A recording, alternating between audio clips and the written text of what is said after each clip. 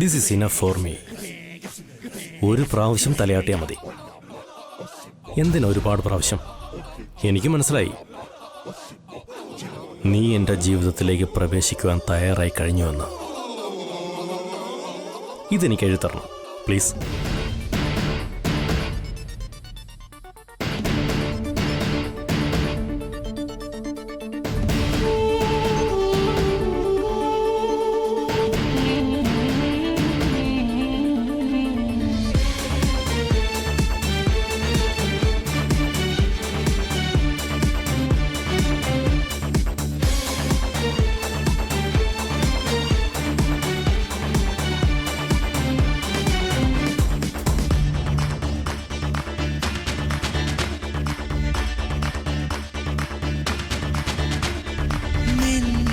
ലക്ഷ്മി,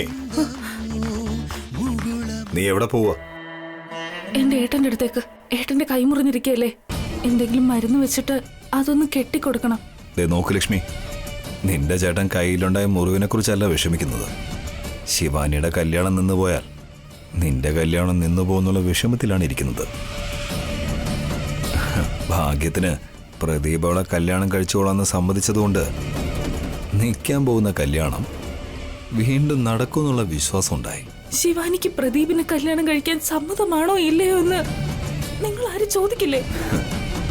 എന്നെ കല്യാണം കഴിക്കാൻ ഇഷ്ടമാണോ എന്ന് നിന്റെ ചേട്ടൻ ചോദിച്ചപ്പോ ഇഷ്ടമാണെന്ന് നീ കള്ളം പറഞ്ഞു. അത് സത്യമാണെന്ന് വിചാരിച്ചില്ലേ?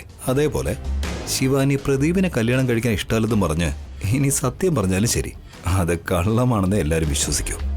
Same to same Lakshmi.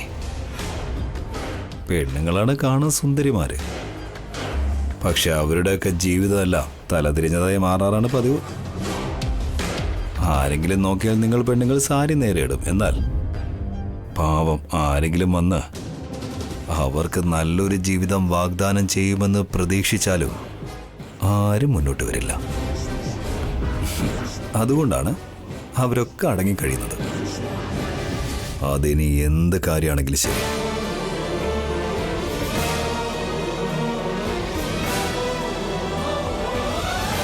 എനിക്കെന്തോ ദേവൻ ചേട്ടന്റെ പെരുമാറ്റം കണ്ടിട്ട് ചേച്ചി എങ്ങനെ ഈ കല്യാണത്തിന് സമ്മതിച്ചെന്നാ മനസ്സിലാവാത്തെ. ശിവാനിയെ കല്യാണം കഴിക്കാൻ വന്ന പയ്യന്റെ ആളുകള് പ്രശ്നം ഉണ്ടാക്കി കല്യാണം നിന്നപ്പോ സാരമില്ല, നടന്നത് നല്ലതിനാന്ന് എനിക്ക് തോന്നിയേ. പക്ഷെ വീണ്ടും എല്ലാം പഴയതുപോലെയായി. ഗായത്രി ചേച്ചിയുടെ ഭർത്താവ് ശിവാനി കല്യാണം കഴിക്കുന്നു എന്ന് എങ്ങനെ പറയുന്നു? പെണ്ണുങ്ങൾ എല്ലാ കാര്യത്തിനും തലയാട്ടി സമ്മതിക്കുമെന്ന് ഇവരെങ്ങനെയാ വിശ്വസിക്കുന്നത്? എല്ലാ വീട്ടിലും നമ്മുടെ ഗൗതമേട്ടനെ പോലെ ഒരാളുണ്ടായിരുന്നെങ്കിൽ ഇങ്ങനെ അടിമയെ പോലെ ജീവിക്കേണ്ട ഒരു കാര്യമില്ലായിരുന്നു. നമുക്കിങ്ങനെ തോന്നിയെങ്കിൽ ശിവാനിയുടെ അവസ്ഥ എന്തായിരിക്കും? ഒറ്റയ്ക്ക് വിളിച്ചോണ്ടുപോയി എന്താണോ എന്തോ സംസാരിക്കുന്നത്. എന്ത് സംസാരിക്കാനാ? നിന്റെ ചേച്ചി ശരിയായി കുടുംബം നോക്കാൻ അറിയാതെ മരിച്ചുപോയി. നീയെങ്കിലും എന്റെ ഒപ്പം നന്നായി കുടുംബം നോക്കണോന്ന് എന്തെങ്കിലും കള്ളക്കഥ പറയുമായിരിക്കും. കല്യാണം കഴിഞ്ഞ ശിവാനി അയാളുടെ വീട്ടിലേക്ക് കൊണ്ടുപോകും. ഇങ്ങനെയൊക്കെ നടക്കുന്നത് കാണുമ്പോ കല്യാണം ഒന്ന് ഓർക്കുമ്പോ തന്നെ പേടിയാവുന്നു. ഏട്ടൻ വരുന്നു.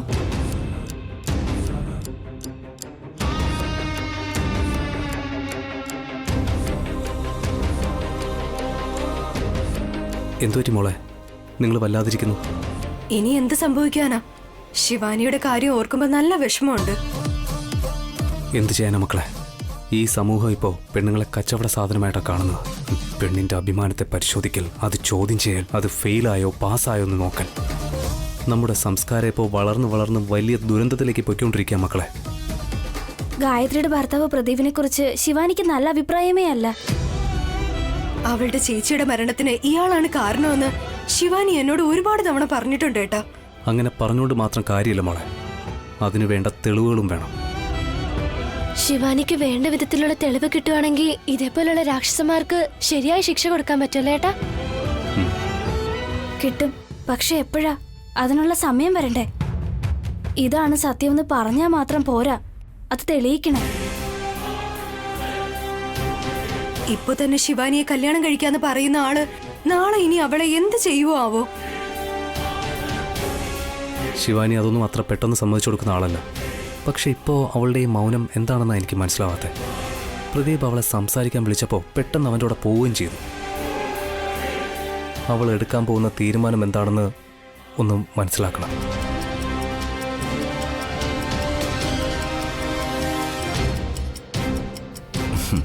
നീ അധികം ഒന്നും ചിന്തിക്കണ്ട ലക്ഷ്മി. എനിക്ക് നല്ല ക്ലാരിറ്റി ഉണ്ട്. പ്രദീപ് ശിവാനിയെ കല്യാണം കഴിക്കും, ഞാൻ നിന്നെ കല്യാണം കഴിക്കും. അവരുടെ ആദ്യ രാത്രി ഇവിടെ ആയിരിക്കും. എന്നാൽ നമ്മുടെ ആദ്യ രാത്രി ഇവിടുന്ന് ദൂരേക്ക് എവിടേക്കെങ്കിലും സെറ്റ് ചെയ്യാം. ആരുടെ ഒരു ശല്യവും ഉണ്ടാവരുത്. എന്ത് പറയുന്നു?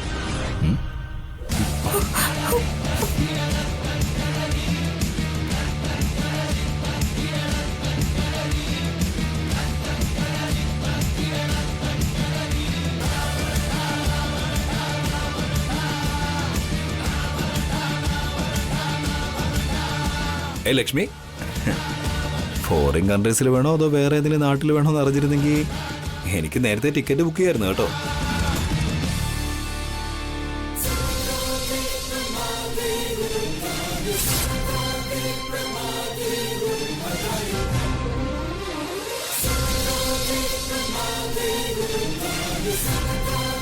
മോളെ ലക്ഷ്മി, എന്തു പറ്റി? നിന്റെ കണ്ണെന്താ നിറഞ്ഞിരിക്കുന്നത്?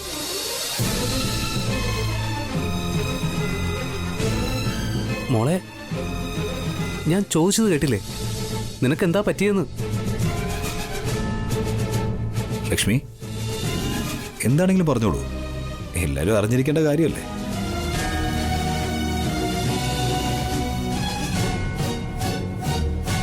ഒന്നുമില്ല ഏട്ടാ, ശിവാനിയുടെ കാര്യം ഓർത്തിട്ട വിഷമം. പാവം അവളുടെ താല്പര്യം എന്താന്ന് ചോദിക്കാതെ നിർബന്ധിച്ച് അവളെ കല്യാണം കഴിപ്പിക്കാൻ പോവുകയല്ലേ. അത് ഓർക്കുമ്പോഴാ ഒരു സങ്കടം. ഞാനും അതാ മോളെ പറഞ്ഞോണ്ടിരുന്നേ. നമുക്ക് നോക്കാം ആ ലക്ഷ്മി നരസിംഹമൂർത്തി അവളുടെ ജീവിതം എങ്ങനെയാ തീരുമാനിച്ചിരിക്കുന്നതെന്ന്.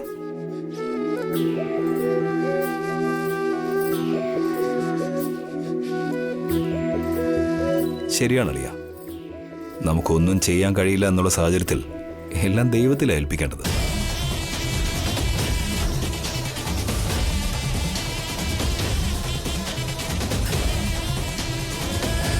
എന്താ, ചെയ്ത തെറ്റിന് മാപ്പ് തരണമെന്ന് ദൈവത്തോട് പ്രാർത്ഥിക്കുകയാണോ?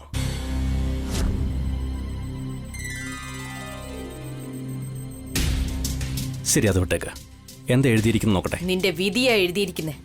ഇരുളുന്നു സന്ധ്യാംബരം, തെളിയുന്നു താരാഗണം, വ്യാമോഹ നിന്റെ കൈയക്ഷരം വളരെ ഭംഗിയായിരിക്കും, നിന്നെപ്പോലെ തന്നെ. എന്റെ ഗായത്രി ചേച്ചി സുന്ദരിയായിരുന്നു, ഞാനും സുന്ദരി തന്നെയാ. ഇനി ഒന്നുകൂടി നല്ല സൗന്ദര്യത്തിലുണ്ട്, അറിയാമോ? മറ്റൊന്നോ?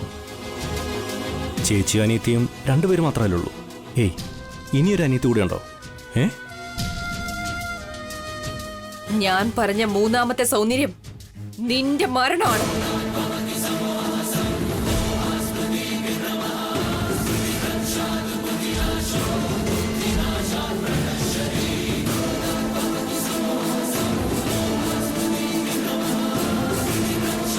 നിന്റെ മരണമാണ് പ്രദീപ്.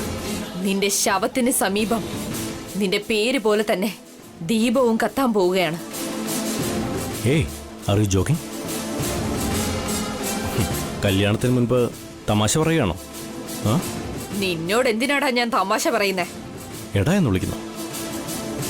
ഇതിനു മുൻപ് പേര് പറഞ്ഞ് വിളിച്ചു, ഇപ്പൊ എടാ പോടാന്ന് വിളിക്കുന്നു. നിനക്കെന്താ പറ്റിയത് ശിവാനി? എനിക്കെന്താ പറ്റിയെന്ന് പറയുന്നതിന് മുമ്പ് നിനക്കെന്താ സംഭവിക്കാൻ പോകുന്നതെന്ന് ഞാൻ പറയാം. എന്റെ ചേച്ചിയെ കൊന്നത് നീയാണെന്ന് തെളിയിക്കുന്നതിനുള്ള എല്ലാ തെളിവുകളും എനിക്ക് കിട്ടിക്കഴിഞ്ഞു.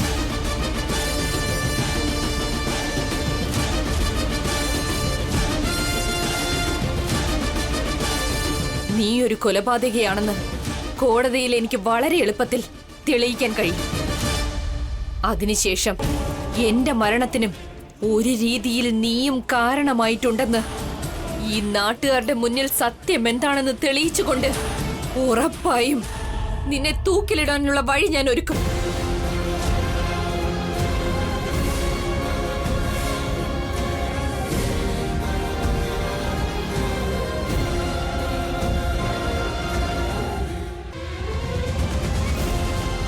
ആ പേപ്പറിൽ എന്താ എഴുതിയിരിക്കുന്നത്? അതും കൂടെ തന്നെ.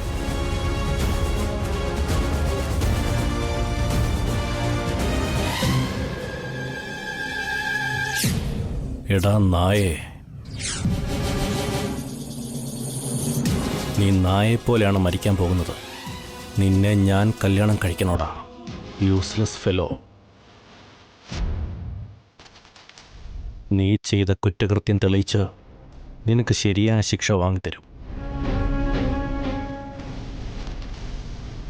എൻ്റെ ചേച്ചിയെ കൊന്ന കൊലയാളി നീയാണെന്ന് ഞാൻ തെളിയിക്കും, എൻ്റെ കയ്യിലുള്ള തെളിവുകൾ വെച്ച്.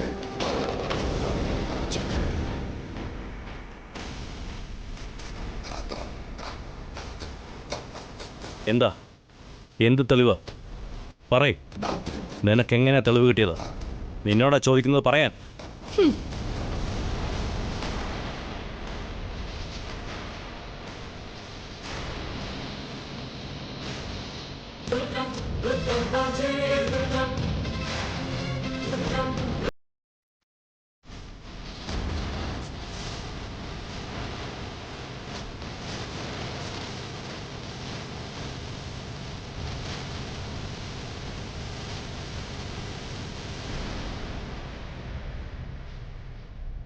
എടദേവ, നീ ലക്ഷ്മിയെ കല്യാണം കഴിച്ചില്ലെങ്കിൽ ആ ഗൗതം നമ്മുടെ കാലിൽ വീഴുമായിരുന്നു. അമ്മേ, ഒരു പെണ്ണിനെ ഭർത്താവിന്റെ വീട്ടിലേക്ക് അയച്ചാൽ മാത്രം വിജയിക്കില്ല. അവന്റെ അനിയത്തിയെ ആദ്യം ഈ വീട്ടിലെ മരുമകളാക്കണം.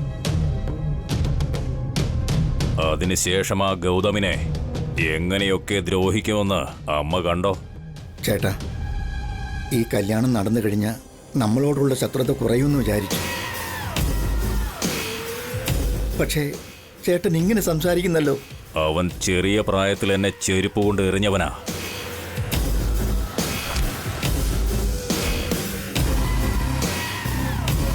അത് കണ്ടവരെല്ലാവരും മറന്നു പോയിട്ടുണ്ടാവും. പക്ഷേ ആ ചെരുപ്പിലുണ്ടായിരുന്ന മുള്ള് എൻ്റെ നെഞ്ചിലുണ്ടാക്കിയ മുറിവ് കാണുമ്പോഴെല്ലാം എനിക്ക് അവനോടുള്ള പക കൂടുകയാ. പകരത്തിന് പകരം ചെയ്യണം. ചേട്ടാ, ഈ കല്യാണം നടന്നു കഴിഞ്ഞാൽ ബന്ധങ്ങൾക്കൊരു ഉറപ്പുണ്ടാവും. അതിന് തടസ്സം നിൽക്കരുത്. ചെറിയച്ച, നിങ്ങൾ എന്തു പറഞ്ഞാലും അവരനുസരിക്കില്ല. ലക്ഷ്മിയുടെ കല്യാണത്തേക്കാൾ അവർ ശിവാനിയുടെ കല്യാണത്തിനാണ് പ്രാധാന്യം കൊടുക്കുന്നത്.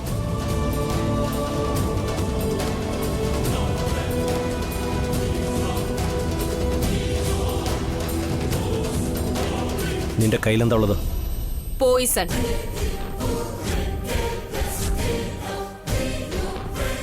നോ, നീ എന്നെ നിർബന്ധിച്ചാലും ഞാനിത് കുടിക്കില്ല. ഏയ്, മണ്ടത്തരമൊന്നും കാണിക്കാതെ ശിവാനി. എടാ മടയാ, നിനക്കെന്തിനാടാ ഞാൻ പോയിസൺ തരുന്നത്? ശരീരം മുഴുവൻ വിഷമുള്ള നീ ഇതുപോലുള്ള വിഷം കുടിച്ചാലും ചാകാൻ പോകുന്നില്ല. നിന്നെ കൊല്ലുന്നത് എനിക്ക് നാണക്കേടാ. നീ എന്റെ ബന്ധു ആയതുകൊണ്ടാ ഇത്രയും നാളും നീ രക്ഷപ്പെട്ടു പോയത്. പക്ഷേ നിയമത്തിന് മുന്നിൽ നിനക്ക് രക്ഷപ്പെടാൻ കഴിയില്ല. നീ ഒരു കുറ്റവാളിയാണെന്നും എന്റെ ചേച്ചിയെ കൊന്ന കൊലപാതകയാണെന്നും തെളിവ് സഹിതം ഞാൻ കാണിച്ചു കൊടുക്കും. എങ്ങനെ എങ്ങനെ തെളിയിക്കുന്നേ? എന്റെ മരണം കൊണ്ട്.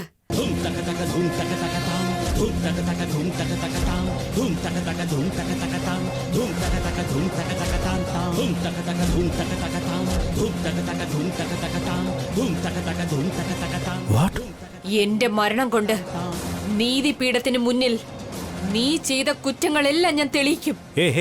മെന്റൽ, നീ ആത്മഹത്യ ചെയ്താൽ നിന്റെ ചേച്ചിയെ പോലെ എല്ലാവരുടെ മുമ്പിലും മരിച്ചുപോയെന്ന് അവരറിയുന്നതല്ലാതെ എനിക്ക് ചീത്തപ്പേരൊന്നും ഉണ്ടാവില്ല.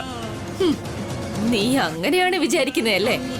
ഞാൻ മരിച്ചു കഴിഞ്ഞ അടുത്ത നിമിഷം നിന്നെ ആയിരിക്കും എല്ലാരും സംശയിക്കുന്നത്. അന്വേഷിക്കും. ഞാൻ ഇങ്ങനെ ചെയ്യാനുള്ള കാരണം എന്താണെന്ന് അവർ അന്വേഷിക്കും. അപ്പോ അവർക്ക് കിട്ടും തെളിവുകൾ. എന്റെ ചേച്ചിയുടെ മരണത്തിന് കാരണം നീയാണെന്നും അത് മാത്രമല്ല ഞാൻ മരിക്കുന്നതിനും ഉള്ള കാരണം നീയാണെന്നും അപ്പോ പുറത്തു വരും എല്ലാം.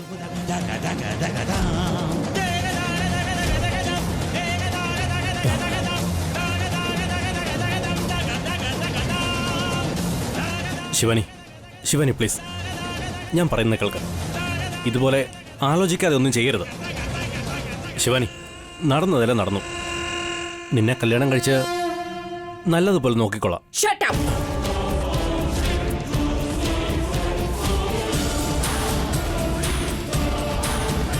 എന്റെ ചേച്ചിയെ നല്ലപോലെ നോക്കാതെ കൊന്ന ദുഷ്ടനാണ് നീ.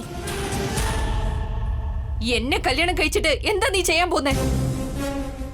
നിന്നെ പോലുള്ള മഹാപാപികൾ ശിക്ഷ അനുഭവിക്കാതെ രക്ഷപ്പെടാൻ പാടില്ല. നീ മരിക്കണമെങ്കിൽ ഞാനും മരിക്കണം. മരിക്കണം.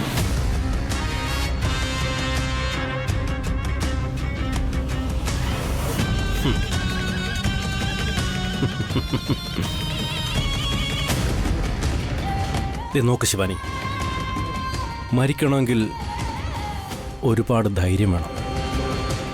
നിനക്കതിനുള്ള കഴിവില്ല. ഈ നാടകങ്ങളെയൊക്കെ മതിയാക്കി ഞാൻ നിന്നോട് പറഞ്ഞതിനെ പറ്റി ഒരു പ്രാവശ്യം ഒന്ന് ആലോചിച്ച് നോക്കാം. ഓക്കെ?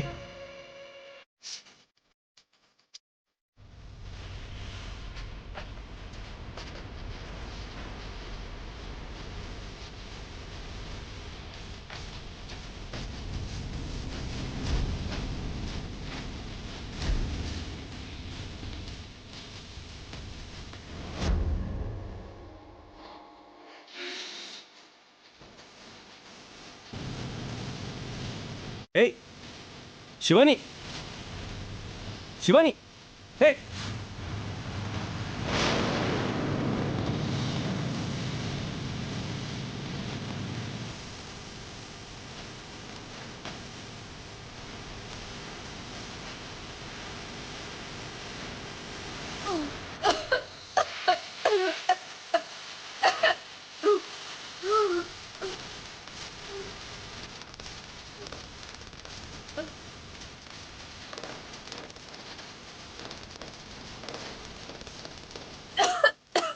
ശിവാനി,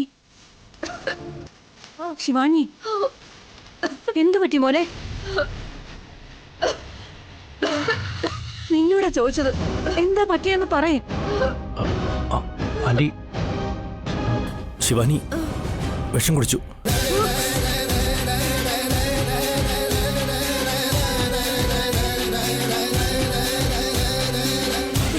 ശിവാനി,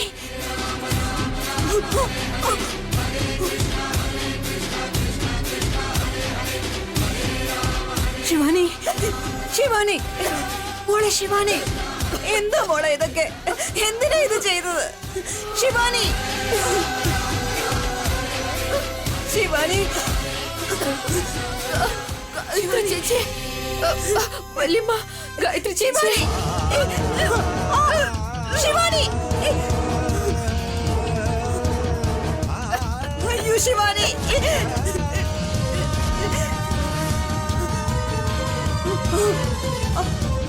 ശിവാനി. ആന്റി, ഞാൻ പോയി അങ്കിളിനെ വിളിച്ചിട്ട് വരാം. ശിവാനി, ശിവാനി, മോളെ ശിവാനി, ഗൗതം,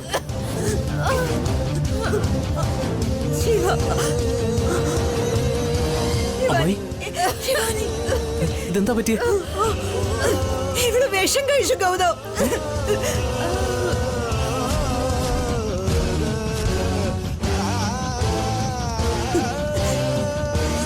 ശിവാനി, ശിവാനി, നീ എന്തായി ചെയ്തേ?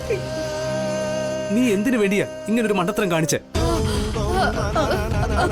ശിവാനി, ശിവാനി,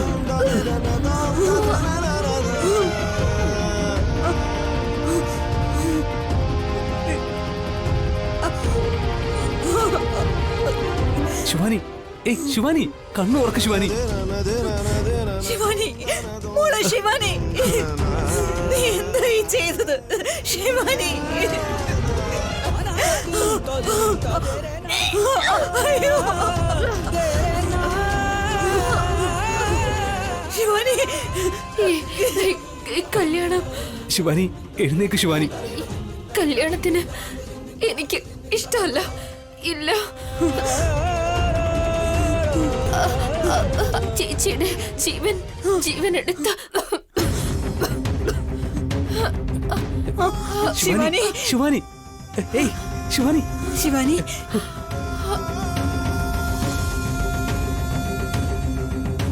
അങ്കിൾ കഴിഞ്ഞു അങ്കിൾ, എല്ലാം കഴിഞ്ഞു അങ്കിൾ. അവൾ ഇങ്ങനെ ചെയ്യുമെന്ന് ഞാൻ പ്രതീക്ഷിച്ചില്ല. എന്തു പറ്റി പ്രദീപേ?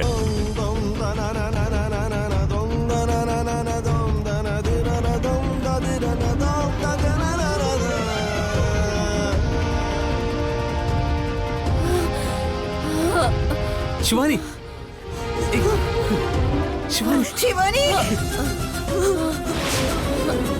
ശിവാനി ശിവാനി